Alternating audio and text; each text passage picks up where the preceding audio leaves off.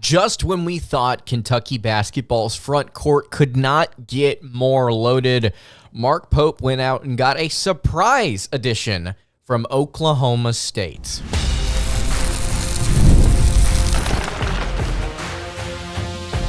You are Locked On Kentucky, your daily podcast on the Kentucky Wildcats, part of the Locked On Podcast Network, your team every day. All right, what's going on, Big Blue Nation? Welcome on into Locked On Kentucky, your daily Kentucky Wildcats podcast. I'm your host, Lance Dawe. On today's episode of Locked On Kentucky, we are going to be discussing the latest commitment to the Kentucky Wildcats, Brandon Garrison, a former McDonald's All-American freshman center at Oklahoma State, transferred in and will be playing for Mark Pope and the Cats this fall. Super excited about this kid. Going to talk about what we know about him, kind of what we discussed on the show already about him, talk a little bit about Wooga Poplar out of Miami. Could he be taking a visit to Kentucky very soon? All of these different things happening with Mark Pope and his roster. It's super exciting. Really excited to talk about it with you guys. If you have not subscribed to the show yet, please go ahead and do so. If you're listening on podcast or on YouTube, wherever you are tuned in, I would greatly appreciate it if you subbed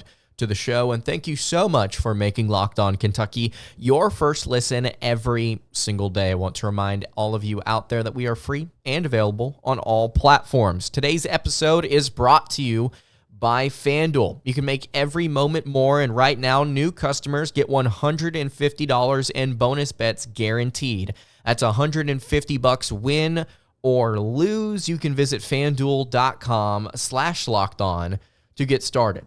All right, let's go ahead and get into it. Brandon Garrison out of Oklahoma State has committed to Mark Pope and Kentucky basketball. Like I mentioned, a former high four-star to be exact, former McDonald's All-American, played his freshman season at Oklahoma State this past year. 6'11", 245 pounds. I really do like this kid's game, and I want to say about a week and a half or so ago on the show, it might have been further back than that, when Garrison actually entered the portal and Kentucky ended up contacting him. I did an episode and talked about Garrison and talked about his abilities and how I was really impressed with what he had done in his freshman year at the 5 spot, and I think that that's where Garrison will primarily play for Kentucky this upcoming season.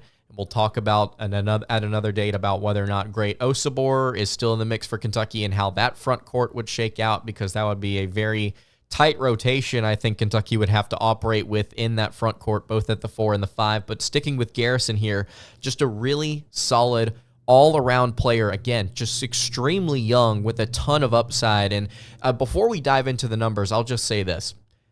Garrison, like I mentioned, has a lot of upside, a lot of potential. I like this move for Mark Pope in Kentucky because of the fact that it gives you potentially multiple years of consistent play at the 5. I think Garrison could develop into something really strong here in a couple of years if he doesn't already start to show it during his sophomore season.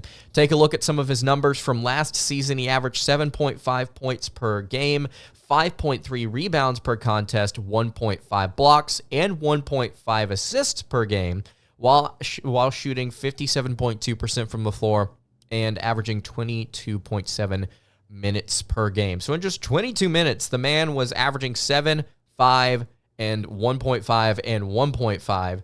6% block rate, which is really solid for a freshman. I think it could go up a little bit as he builds more strength at 6'11", 245. Not a ton of room for growth there in terms of weight, but in terms of strength, he's gonna simply get stronger as he goes through the college game. You look at some of his other numbers, he shot 67% at the rim. That was 66% of his field goal attempts. Really solid post work, really solid post work for a freshman. He didn't go to it often. He was in the 19th percentile of post-up scorers a season ago, so he wasn't necessarily posting up every single possession, but whenever he did, he was extremely effective getting to his spots, finishing with hooks, finishing with little jumpers, getting to the rim, or at the rim, finishing at the rim, I should say. It's just consistent, very consistent from Brandon Garrison. Almost a 5-star, fringe 5-star McDonald's All-American. This is one of those kids where you watch him in his freshman year and you see the signs. You see the ability to play well at the rim on the defensive end. You see the blocks. You see the post moves. You see the potential here. And it's very, very exciting that Kentucky ended up adding him to their roster underneath a guy like Amari Williams, who is so good at defense already. So Kentucky at that 5 spot, all of a sudden on paper, looks really, really solid defensively next season. Something that I wrote in my notes whenever I first talked about this kid and about what we saw in his tape. I love his effort. He's out there diving for loose balls. He's playing hard. He's playing physical. He's got that fire in him, and I really do think that it pairs well with what Pope is, just kind of energy-wise, just kind of charismatically out there, just all over the place energy-wise when it comes to getting guys hyped up, and I think that somebody like Garrison will thrive underneath that.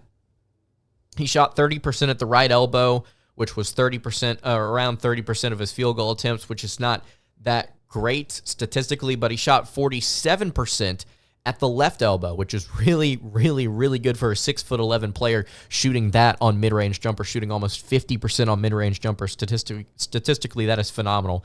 Again, 13% assist rate, which is not typical for big men. That's not high. That's not a high number, but it's not something that you see very often. And something else that I want to point out here, he's an excellent pick and roll, pick and pop man, and he worked really well with Oklahoma State guard Javon Small, who right now I don't really know what his status is in the transfer portal, but Kentucky wanted him. I'm sure they would still take him. By the way, brief update on Elijah Hawkins from Minnesota. He is committed to Texas Tech. Very unfortunate that Kentucky missed out on his ability to distribute the basketball, but they'll find their point guard. I'm certain of it. Just patience here. I think it's the most important thing, but Garrison, man, it's everything. It's the defense, it's the offense, it's the rebounding, it's the passing, it's the blocks, it's the mid-range shot, it's the effort, it's the pick and roll game. Everything about this screams NBA draft pick in a couple of years. It may not be this year that he really does get to show it, but man, I'm super excited to see Brandon Garrison on this team, especially in this front court with Amari Williams and Andrew Carr. So let me know what you think about Kentucky basketball's pickup in the comments below. Brandon Garrison being added to the team. I'm super excited about it. You can also hit me on Twitter at LockedOnUK if you want to talk about this. And by the way, I just want to say to everybody there, thank you so much for all the different kinds of engagement you guys have been giving on Twitter. It's been super fun to interact with you guys. Go follow the Twitter, again, at LockedOnUK.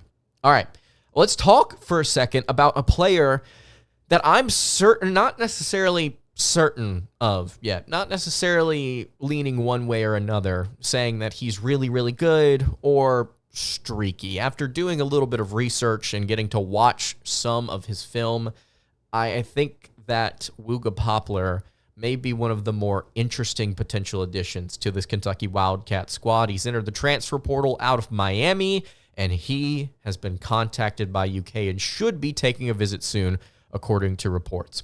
What do we know about Wooga Poplar? What do we know about his offensive game, which is just fascinating to me? Let's dive into that in just a second. Before I do that, though, I want to tell you guys about our friends over at Game Time. Game Time is now an authorized ticket marketplace of the NBA, which makes getting playoff tickets even faster and easier. And prices on the Game Time app actually go down the closer it gets to the tip-off. I'm super, super pleased with my experiences with Game Time so far. I just got some tickets to some MLB games here in just a couple of weeks. I used it all throughout last season during college football season. It was super awesome. All-in prices, views from your seat, super, super quick and easy. Everything's up front. Everything's immediate. And then Game Time has their Game Time guarantee, which means if you find a ticket in the same section in row 4 less elsewhere, Game Time will credit you 110% of the difference. Game Time is absolutely the place you need to go and get your tickets for any kind of event. MLB, NBA, whatever event it may be. You can take the guesswork out of buying tickets with Game Time by downloading their app, creating an account, and using code LOCKEDONCollege for $20 off your first purchase. Terms apply. Again, create an account and redeem code LOCKEDONCollege for $20 off. Download Game Time today. Last minute tickets, lowest price, guaranteed. Today's episode is also brought to you by FanDuel. It is playoff time in the NBA and NHL. Baseball is in full swing, and FanDuel is your place to bet on every single game. Because right now, new customers get $150 in bonus bets guaranteed. That is $150 win or lose. You can bet on everything from slap shots to home runs to slam dunks, and it's all on an app that is safe, secure, and super easy to use. So what are you waiting for? Visit FanDuel.com/lockedon and make your first bet an automatic win. That is FanDuel, America's #1 sportsbook. All right, continuing along here on the Tuesday edition of Locked On Kentucky. Lance Dawe hanging out here with you. Again, I really appreciate you guys checking out the show today. If you have not subscribed to the YouTube channel or the podcast feed, wherever you are tuned in, I would appreciate it if you did so. Let's talk for a second about an interesting transfer portal player. Someone that I still don't really know how to feel about yet. Wooga Poplar out of Miami. He has entered the portal. Kentucky has contacted him, according to reports. I believe Adam Zagoria was the first one to report it. Then Zagoria also reported that Kentucky should be scheduling a visit with Poplar, quote unquote, very soon. So, what do we know about Poplar? Well, we've talked about him on the show before, and I'll just look at the base numbers here. Poplar, this past season, he spent 3 years at Miami, heading into his senior year now. Poplar averaged 13.1 points per game, 5 rebounds, 2 assists, a little under a steal per game, while shooting 42.6% from the floor and 38.5% from three. Those are not bad numbers. That's a double-digit scorer who can rebound, pass a little bit at 6'5", 195 pounds. I do really like Poplar's game, statistically, on the surface. Then you start to dive into some of the numbers. And this is where it can get interesting. I'll pull this up because I put this out on Twitter, and I had this recently in an episode when we talked about Poplar. Poplar was a streaky shooter for the Hurricanes a season ago. Take a look at these stats. Miami was 10-3 when Poplar shot 50% or better from the field this past season. Miami was 4-12 when he shot less than 50% from the field. He was taking a lot of shots. Miami was relying on them consistently. At least it looks like that on paper. And he had 10 games where he shot less than 40% from the field on 10-plus shots. So he had a large portion of his games where he was not shooting efficiently and was putting a lot of shots up.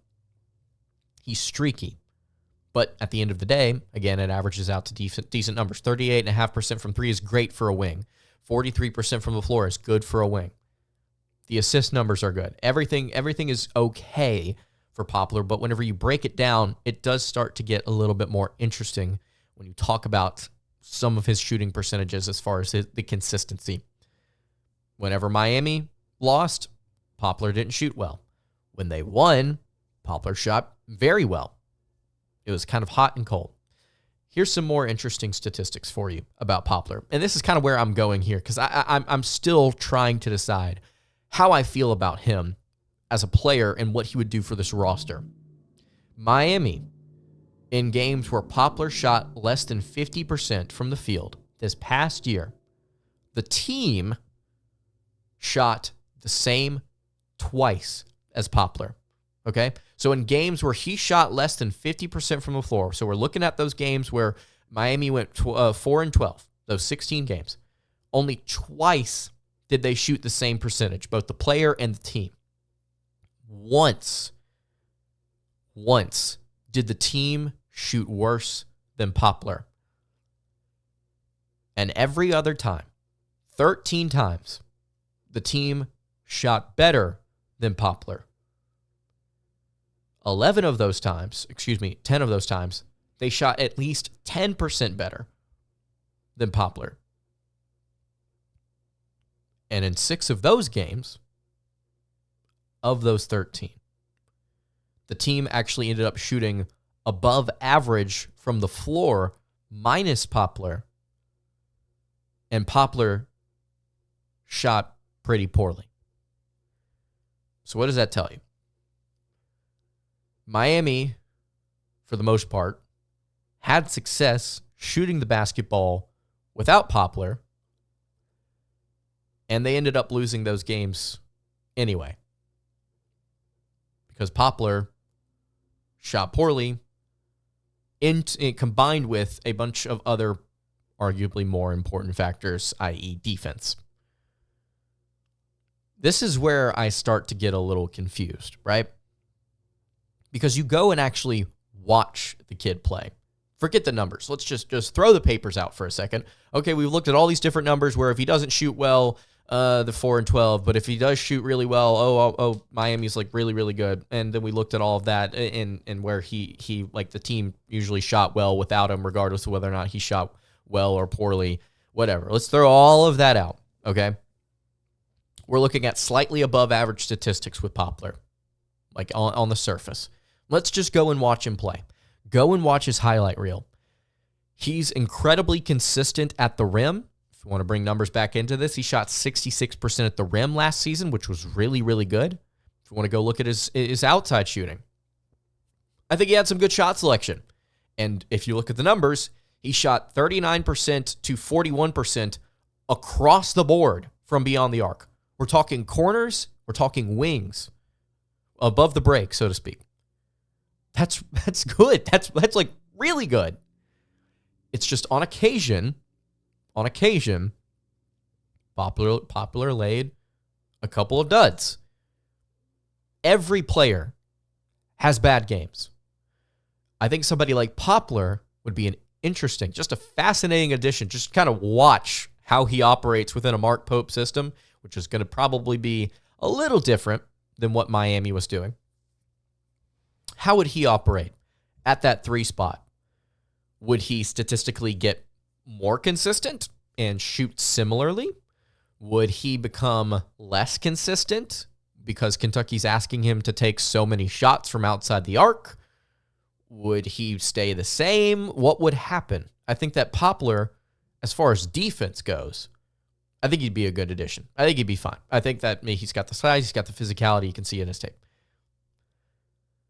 As far as the offense goes, I think he would be, if we rounded everybody up at the beginning of the season, said, okay, who are you keeping your eye on? My answer would probably be the man with the most interesting name, Wooga Poplar. I wonder if Kentucky will get this kid on a visit and get him to commit, what that looks like. Still trying to decide how I feel about Wuga. Let me know what you think in the comments below. Do you think he's a good player? Do you think he's a bad player? I certainly, by the way, I don't think he's a bad player. I just think at the very least, he's streaky. Let me know in the comments below. All right, I want to talk here for a second about Kentucky's defense. Because everything that Kentucky's done so far in the portal has screamed defense. For a coach that is known for his offense, Kentucky is really dipped heavy into the defensive-minded prospects. Let's talk a little bit about that. Let's do that in just a second. Before I do that, though, I want to tell you guys about our friends over at Monopoly Go.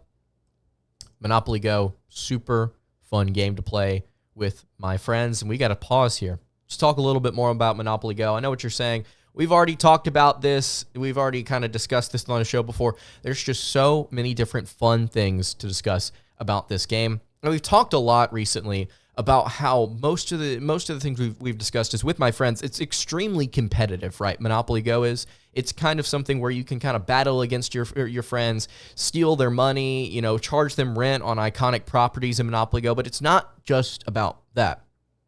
This is something we're having to learn, is that not only can we play against each other, we can team up with each other for timed tournaments.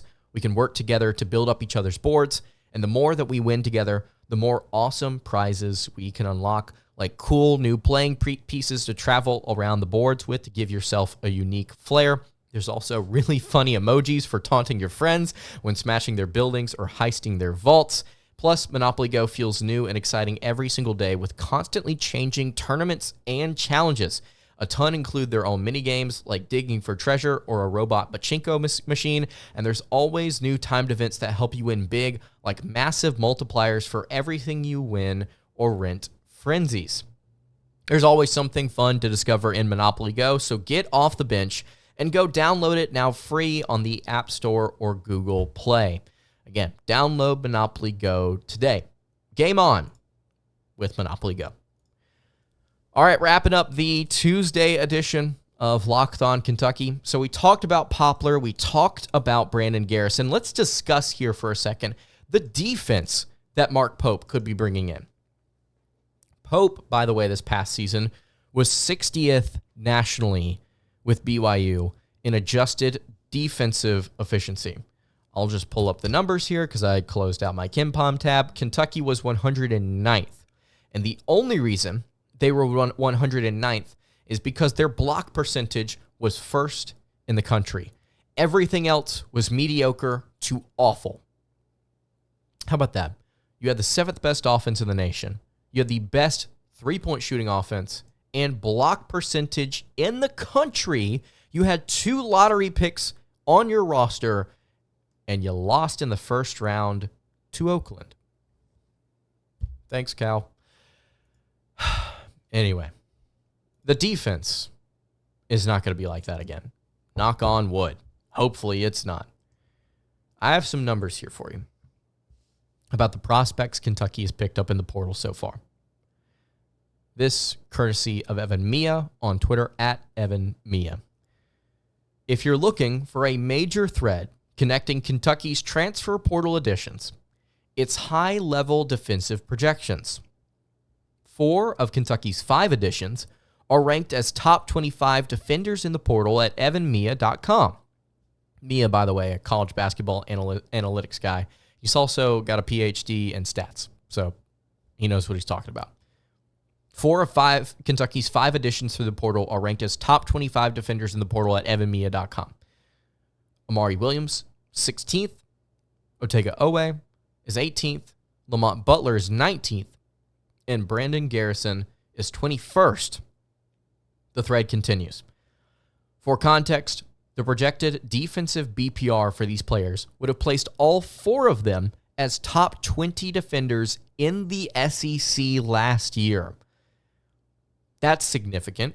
The fact that Kentucky has gone out and gotten 4 dudes that would have been top 20 defenders in the league a season ago. And you may say, well, how often do they get those players? According to Evan Mia, Kentucky hasn't had more than 2 players in the top 20 of the SEC defensive BPR since the 2018-19 season, a year the team was a top 5 defense nationally. Do I need to say more? Not necessarily, but I will. Ladies and gentlemen, Mark Pope is known for offense. He's known for scoring. He's known for tempo. He's known for the three-point shot, even though it's not as high of a volume as some of us might think, which is an episode for a later date. What he's done so far through the portal, he's gotten 2 centers that know how to play defense, that can knock the snot out of you. He's gotten a 2-way guard from Oklahoma that is just perfect for what he wants to do. He has gotten a defensive-minded point guard that just won Mountain West DPOI. All 4 of these guys are experienced, to some degree, Garrison the least out of the 4, experienced, tough. They don't lack weight. They don't lack strength. They are primed for a massive year on that side of the ball for Kentucky statistically. Kentucky hasn't had more than 2 players in the top 20 of SEC defensive BPR since that 18-19 season when they were one of the best defenses in the nation. Mark Pope is going to get that out of these kids. If it's not top 5, it's going to be really stinking good. Kentucky will not have to worry about that side of the ball this season. I am confident in that. and the players that they're currently looking to add around these four guys, not to mention Andrew Carr, by the way, who, according to Wake Forest beat writers, was a better prospect defensively for the Demon Deacons than he was offensively, and he was a good stretch four. Surrounding these players, Kentucky's going to get some guys that can still play defense and are experienced and are physical. Running a Mark Pope system, quote unquote, running tempo, it's going to be a fun watch. It has the potential to be a very good team. Not just an team, but a good team. Be fascinated. I'll be fascinated to watch the Kentucky Wildcats this fall. And I'm assuming you will too. Subscribe to the YouTube channel if you have not already. If you're listening on podcasts, subscribe there as well, wherever you are tuned in. Apple, Google Play, which is now, I believe, YouTube Music, iHeart, Stitcher, anywhere you're subscribed, I would appreciate it. All right, that's going to do it for today's episode of Locked On Kentucky. You can follow the show on Twitter at Locked On UK. You can follow me on Twitter at @LanceDawe_, and you can follow the show over on Instagram. That is at Kentucky Podcast. Any questions, comments, concerns, leave those in the YouTube comments below. Hit me on the socials. I will see you all tomorrow for another episode of Locked On Kentucky. Have a great rest of your day, and God bless.